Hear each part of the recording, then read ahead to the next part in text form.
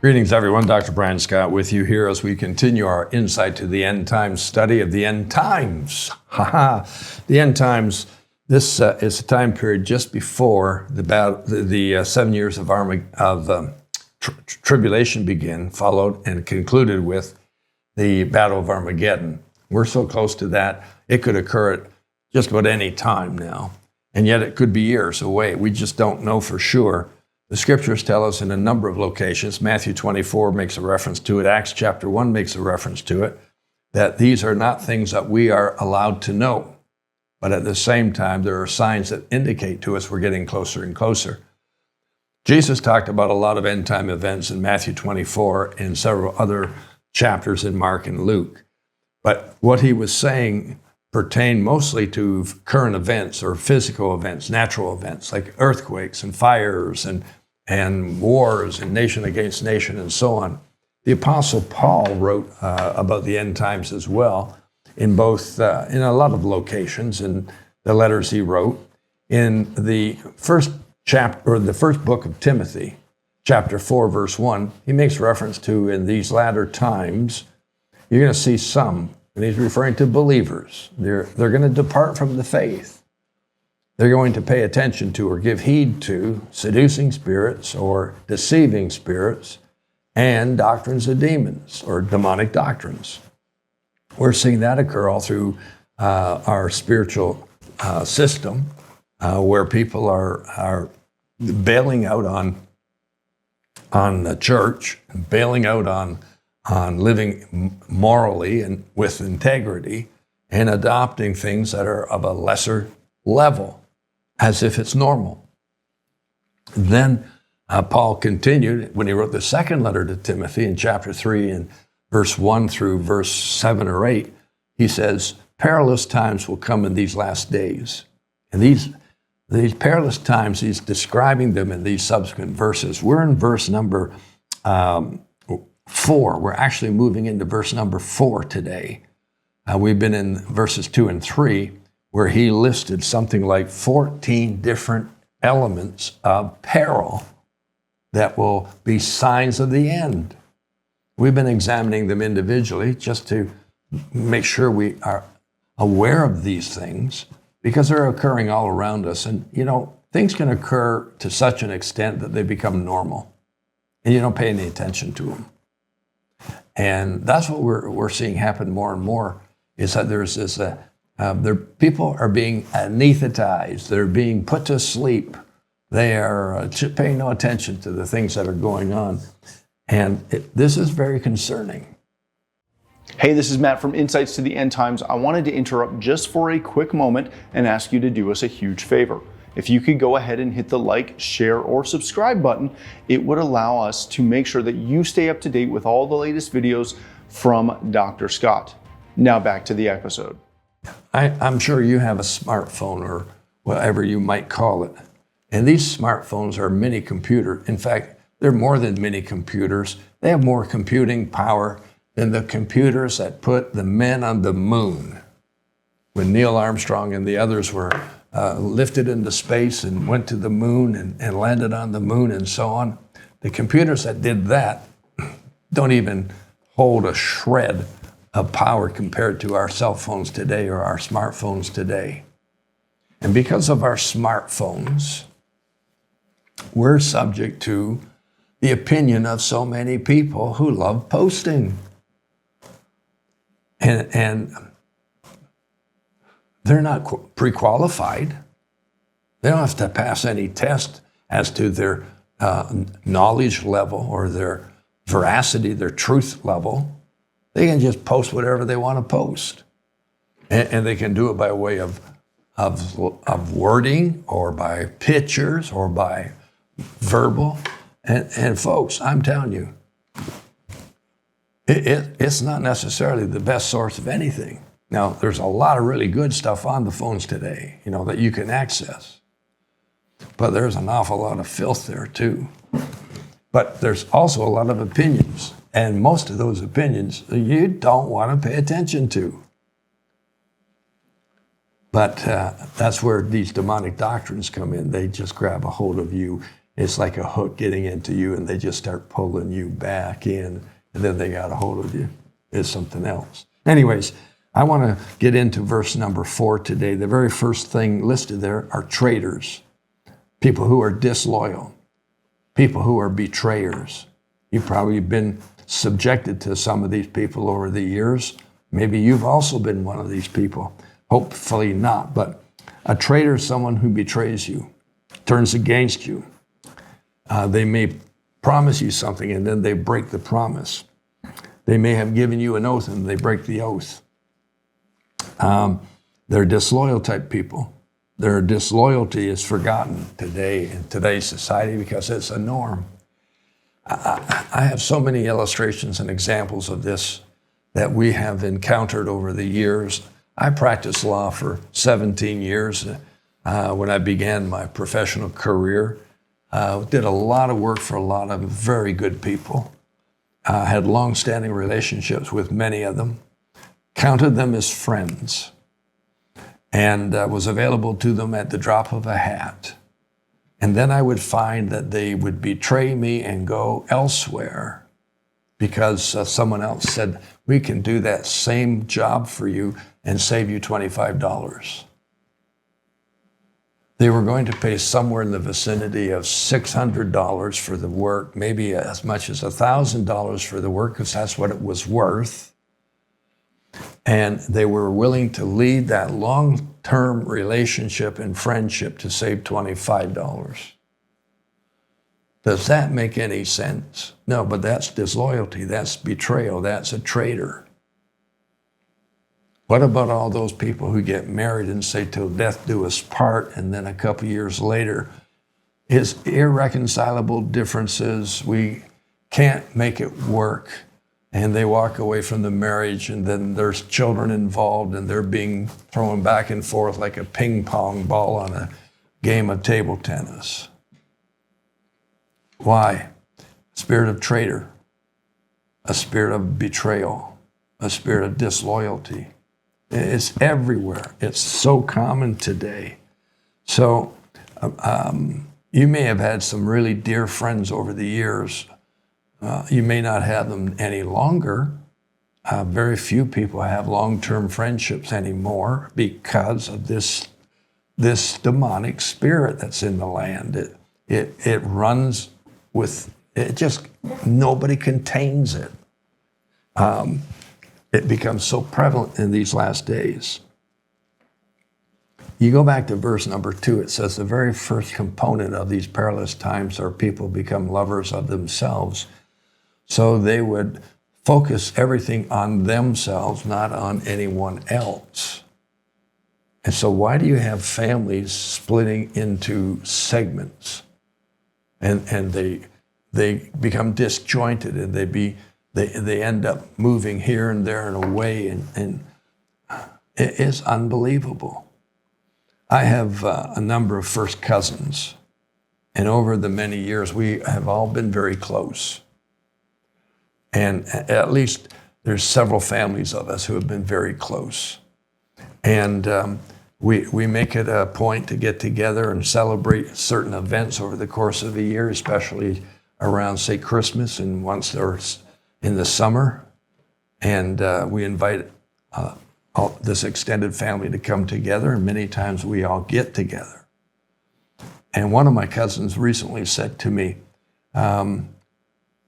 in their workplace, the overseer of that workplace, the individual who was over top of them, said, I don't get it. What's this deal with you and your cousins?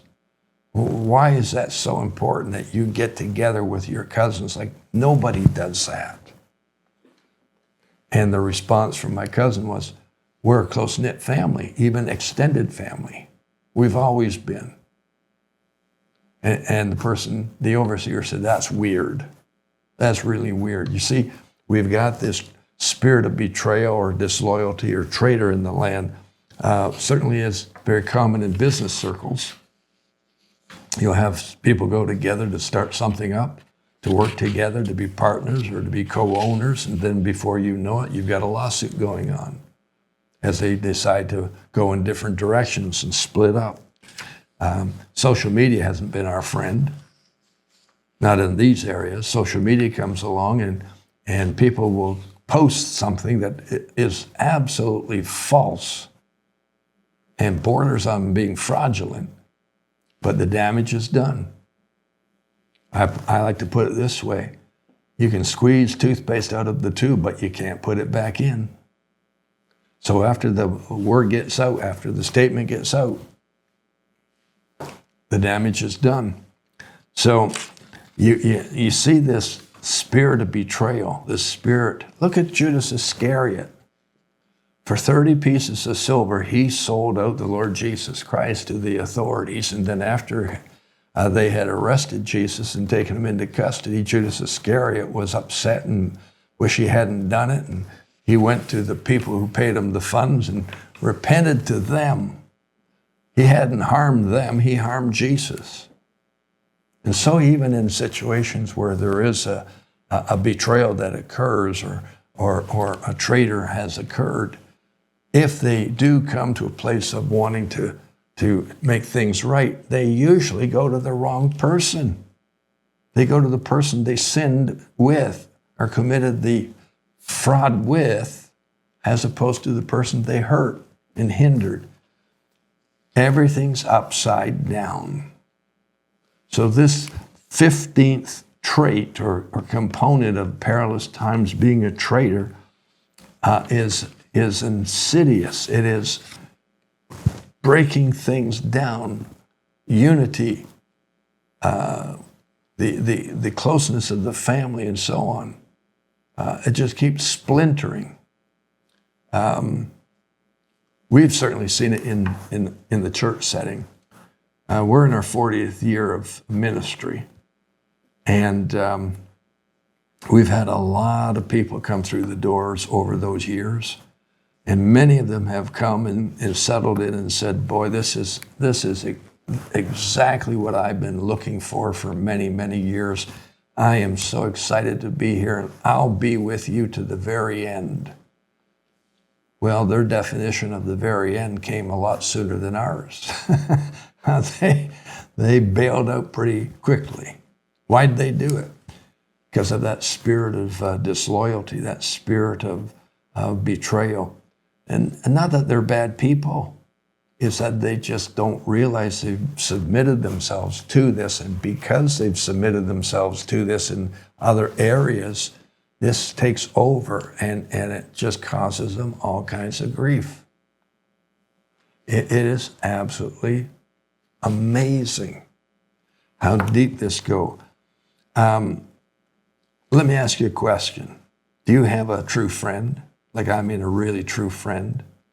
A long-standing friendship, one that you can count on, one that you would say very clearly, they are a true friend. They're with me through thick and thin. They've never betrayed me. They've never left me. I've never left them. We are true friends all the way. Well, that used to be the case. But today, statistics show that very, very, very few people have a true friendship. And when I say that true friendship, I'm talking about very few people have 5 friends of more than 5 years. They're all short-term relationships. Now, I think in terms of my parents, as a for instance, my mother comes to mind. My mother went to a girls' school for her last years of high school education. It was a private girls' school. It was a pretty distinct school, well-known, great reputation, and entrance requirements were tough to get in.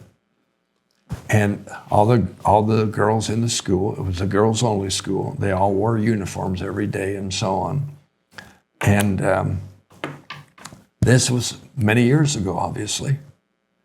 My mother maintained those friendships with at least 4 of those girls as they became women, as they became wives, as they became mothers, as they became grandmothers. And in a couple of cases, Being the oldest in our family, I may remember this more than my siblings, but I looked at these ladies as what we called aunts because they were so close to my mother and vice versa. And their friendship was an intertwined thing. And to this day, we still talk about the great friend and the great impact that those friendships had. Now, on the other hand, my relationship with those I went to university with and went to business school with and went to law school with is very, very removed. It's not like this. It's way out here. Might communicate with them once every couple of years. It's not a deep friendship.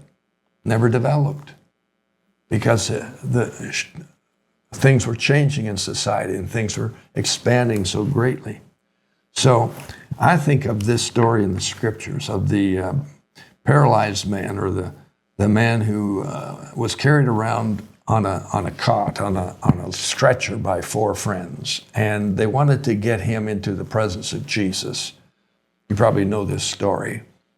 And they couldn't get in because the house was packed with people. So they got this bright idea: let's climb up on the roof of this building, and let's tear off part of the roof, and we will lower him down because we got ropes on each of the 4 corners of this stretcher. We'll lower him down into the presence of Jesus, where Jesus healed him. It was a powerful story, but it leads me to this thought: do you have 4 friends that you would trust to hold the corners of your stretcher, or to lower you down into the presence of the healer? Do you have 4 friends that you would trust? Do you know a lot of people don't? And it's because, not because they're bad people, but this spirit of betrayal, this spirit of disloyalty that I'm talking of, this spirit of betrayal and traitors, it permeates the land to such an extent it has the impact of separating us, and we don't even realize that this is a perilous issue. No, we don't. And so as a result, people who are friendly to you are likely going to be the ones who stab you in the back.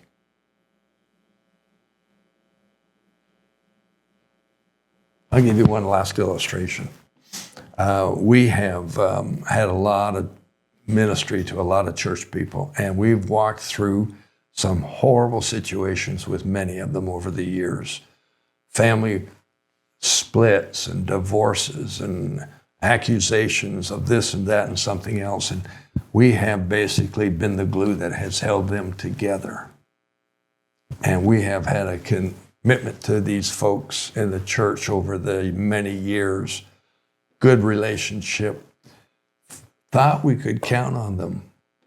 And then all of a sudden, someone else's influence enters in and they separate from us and they walk away from us and they have nothing to do with us after we were the ones who saved their lives.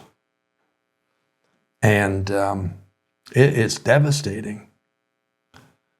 I remember one of these couples, we walked through, pardon the expression, we walked through hell with them to keep their head above water and keep them from drowning in the situation they went through. And they walked away from us, left the church and left communicating and everything else. And I was in the store one day and I was walking towards the back of the store. I was looking for a particular product. And as I got to the second last aisle and turned down the aisle, guess who's in the aisle but that individual, that fella, that man. And when he saw me, I immediately said hello to him and said, "Hey, how are you? How you doing?" He ran right by me, left his cart in the aisle with everything in it, ran right by me and ran right out of the store And that was the last I've seen of them. That was years ago. How does someone go from, you saved my life, I owe my whole life to you, thank you, you saved my family, you saved my kids, to they leave you, walk away from you, and then when you see them and you greet them and they race away from you, that is more than normal. That's what we call perilous times. That's what we call the spirit of a betrayal, the spirit of disloyalty, the spirit of a traitor. And all of us are surrounded by them. Please don't become one. These are perilous times, and these are signs of the peril. You might think, oh, that's just human nature. No, it's more than that. This is demonic times we're living in. Well, I hope I helped you today. We're coming back later this week with our last podcast of this week, and it's going to be a blessing to you. So I'll see you then. Call you blessed. Amen.